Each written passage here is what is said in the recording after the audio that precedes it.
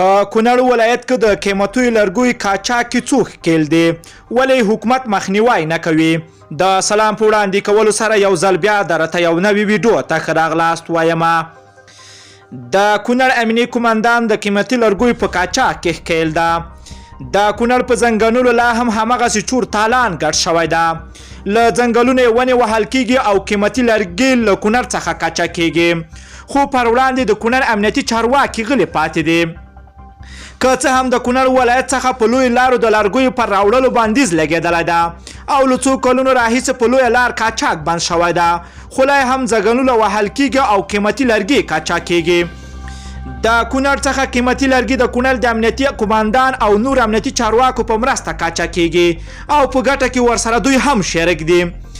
د کونړ په چپدره او پیشدره ولسوالۍ کې د نښترو او لمنځو ونې وهل کېږي او د امنیتي چارواکو په مرسته په پټه یې له کونړ نه لرګي ویستل کېږي.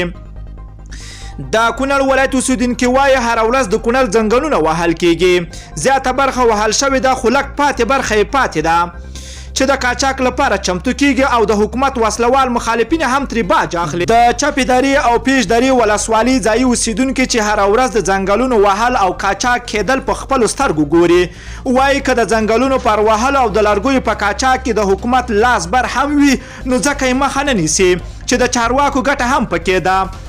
یو شمېر کسان چې هره ورځ د لرګیو بار موټرونه ګوري وایي چې په دې کې ښکیل کسانو وایي دا زاړه لرګي دي او نوي نه وهل کېږي، خو د ګوند ځنګلونه نور په خلاصېدو دي ځکه هره ورځ یې ونې وهل کېږي. د کونړ له پیشدرې او چپدرې ولسوالۍ څخه قیمتي لرګي په غرونو او درو ننګرهار ښوي ولسوالۍ ته انتقالېږي او هلته خرڅېږي. که څه هم ننګرهار کې هم د لرګیو پر لیک بندیز لګېدلی ده خو بیا هم د کونړ قیمتي لرګي د شپې لخوا په سختو لارو ننګرهار ښوي ته راقاچاق کېږي او د لارې په اوږدو کې پکې چارواکي او پولیس هم رشوت اخلي او په دې چاره کې د کونړ امنیه قومندان او امنیتي چارواکي مستقیما ښکیل دي او د دوی په مرسته دا چاره ترسره کېږي. د ننګرهار ښوي ولسوالۍ ته د کونړ لرګي په غرونو او په اسونو باندې قاچاق کېږي چې داعش او طالبان ترې هم د لرګیو په سر زرګونه کلدارې باج اخلي چې لروی په کونړ کې همدا ترهګرې ډلې ښې دوامدار لري. د کونړ والي عبدالستار میزرکوال بار پر لوی لارو د کونړ د لرګیو د انتقال خبر رد کړی ده او وایي چې همدومره مو له وسې کېږي چې لویه لار د لرګیو قاچاق مخه ونیسو. د کونړ لرګي له هغو سیمو قاچاق کېږي چې پکې وسلوال مخالفین فعالیت لري او دا د امنیتي چارواکو کار ده چې د لرګیو قاچاق مخنیوی وکړي. موږ په دې تړاو د کونړ امنیتي چارواکو او په ځانګړي توګه د کونړ د امنیه قومندان د غبرګون د راخیستلو هڅه وکړه خو نوموړي خبرو کولو ته حاضر نه شو. له ټولو دوستانو نه مننه کوم چې ویډیو مو راسره تر پایه ولیدله. که چیرته خواږه نظرونه لرئ نو حتما یې راسره په کمنټ کې ولیکئ.